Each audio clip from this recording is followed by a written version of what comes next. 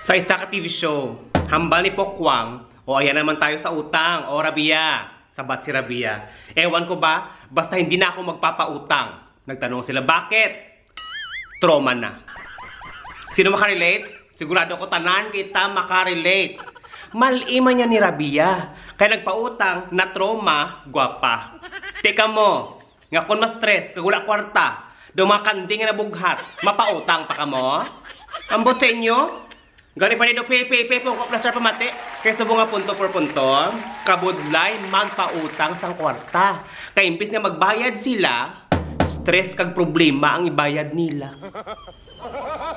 Una nga punto, nagapatigid ako nga hambal nila. Kung gusto mo makilala ang tao, pautangon ni mo sang kwarta. Kaya kadamo sa nagkalaguba ang pamilya, parentihanay, mag-abyanay, magkakilala, tupad balay, tungod lang sa kwarta. Isa pag isa ginapatihan ako, kabalo ko mo kung ano. Kung gusto ni mo magdamo sang abyan, mapautang ka kwarta. Pero kung gusto ni mo magdamo ka kontra, manukot ka.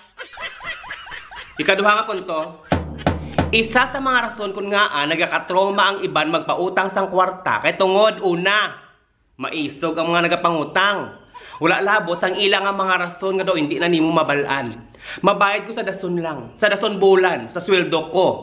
Ang isa ka bulan, naghimo 5 years as sa 10 years as sa subong wala na nabaydan.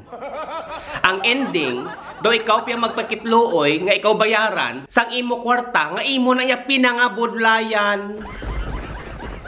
Ikatatlo nga punto, remind ta lang kamo ha, sa mga taho dira, nga kahapos sa akon palapitan kung kamo nagakinahanglan. Pero sa oras ang tigbalayan, kamo nagakalipat na yan.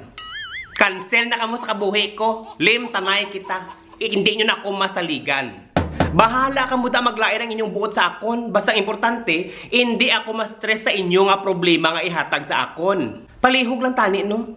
Hindi ninyo pagkalimtan ang mga tao nga nagbulig sa inyo sang kamo nagakinahanglan. Dapat sila inyo nga pasalamatan kag respetuhon. Ti paano na subong? Kahit hindi ka mo masaligan. Paano kung kamo nagakinahanglan? Sinong inyo dalaganan? Ikaapat nga punto, madamo ka na sang ginbuligan. Pero isa ka lang ka beses nga hindi maghatag o kung hindi magpahulam, malain ka na sa ilang nga panulukan. Amo lang ning inyo paminsaron. Hindi ka dalok kung hindi ka magpahulam. Kaya siyempre ikaw madamo sang obligasyon kag madamo ka man sang kinahanglan nga bayaran. Kag amo na kung kisa, ang hindi nila maintindihan. Madamo ka sang kakilala nga maakig sa imo kay tungod hindi mo sila mapahulam. Pero wala nila na-realisar nga parehas lang man kamo nga nagakinahanglan kag damo sang obligasyon kag responsibilidad nga pirmi ginabayad-bayadan. Ang maghambal nga wala ka kwarta, hindi ka magpahulam, does not make you less of a person. O kon hindi ka malain nga taho. Pero mangin malain ka lang sa mga taho nga wala nimo ginpahulam kahit siyempre kabalo ka na gid nga hindi sila yang masaligan.